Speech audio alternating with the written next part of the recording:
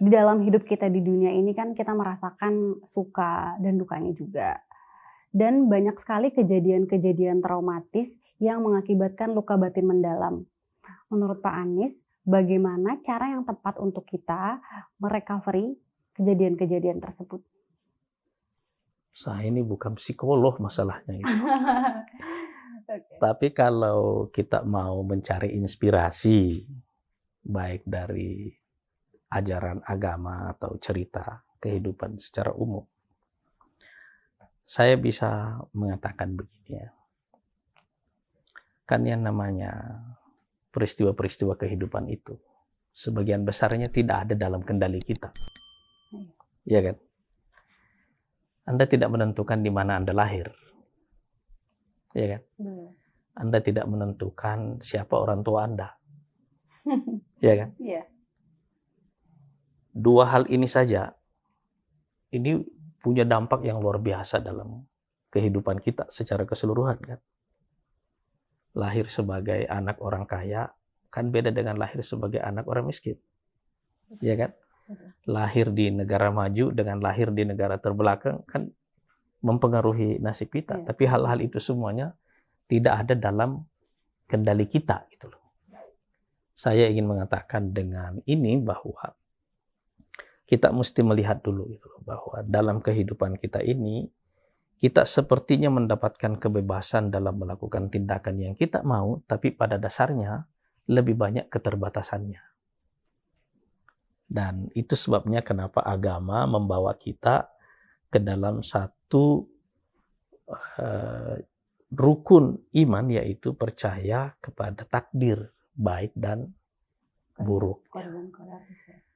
Jadi percaya kepada takdir baik dan buruk itu maksudnya adalah bahwa ruang kehidupan kita ini dipenuhi dengan peristiwa yang sebagian besarnya tidak ada dalam kendali kita. Oleh karena itu, kadang-kadang sumber kesedihan kita, begitu juga sumber kegembiraan kita, sebagiannya tidak berasal dari tindakan kita sendiri. Iya kan? Misalnya yang membuat kita sedih adalah kematian orang yang kita cintai. Itu kan tidak ada dalam kendali kita gitu. Iya kan? Tapi pasti berdampak kepada kita. Mungkin juga yang membuat kita sedih adalah kesalahan-kesalahan atau akumulasi kesalahan yang pernah kita lakukan. Iya kan? Lalu kita sesali. Iya kan? Atau kesalahan yang berakibat kejadian-kejadian fatal dalam kehidupan kita lalu kita sesali.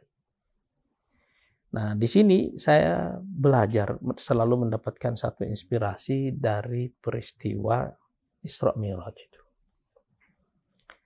Nabi Muhammad SAW itu kan dibawa dalam perjalanan dari Masjidil Haram ke Masjidil Aqsa, kemudian dari Masjidil Aqsa naik ke langit dan bertemu dengan Allah Subhanahu wa taala.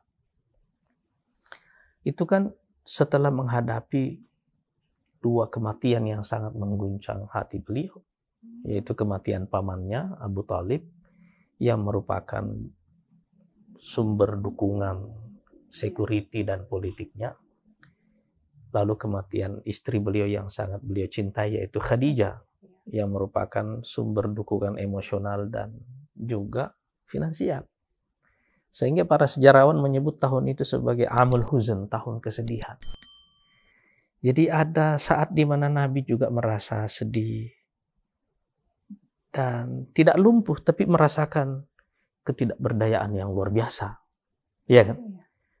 Di saat begitulah beliau diperjalankan dari Masjidil Haram ke Masjidil Aqsa. Yang sekarang ini kalau ditempuh dengan pesawat kira-kira itu kan 2 jam. Tapi itu kan ditempuh dalam satu kali perjalanan sekaligus selalu naik ke langit. Iya kan? Itu kan menghilangkan jarak, waktu dan ruang sekaligus. Iya kan? Tapi perintah apa yang diterima oleh beliau di situ? Salat. Jadi kalau kita menghadapi trauma seperti itu, bawa semua itu ke dalam sholat. Makanya Rasulullah SAW itu kalau lagi susah, lagi berat bebannya, beliau mengatakan, Arihna ya Bilal bis sholat. Wahai Bilal, tenangkan jiwa kami dengan sholat.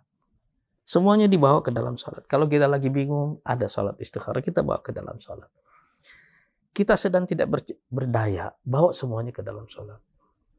Ini tidak berarti saya menafikan banyak, misalnya kalau misalnya traumanya terlalu dalam ya, luka batinnya terlalu dalam, lalu punya dampak psikologis yang terlalu berat, misalnya sampai kepada depresi atau yang lebih dari itu lagi, tentu para psikolog juga punya jalannya, gitu ya. Tapi saya mau membawa masalah ini ke dalam akar masalah yang lebih mendalam, dan agama tidak menafikan bahwa kita berhubungan meminta tolong kepada para psikolog itu seperti kalau kita sakit pada umumnya. Para psikolog juga bisa membantu kita kan, psikiater bisa membantu kita. Itu tidak ada masalah di situ. Tetapi pada akhirnya yang kita perlukan di dalam hidup kita itu adalah sumber sandaran. Waktu kita lemah tidak berdaya, di mana kita bertumbuh. Makanya Rasulullah SAW mengatakan as-salatu mi'rajul mu'min. Salat itu adalah tangga naik manusia mukmin ke langit. Bawa semuanya ke dalam salat. Dan kita akan menemukan perbedaan. Dan dengan begitu kita menemukan makna yang paling dalam dari salat adalah hubungan yang sangat individual dengan Allah Subhanahu wa Ta'ala.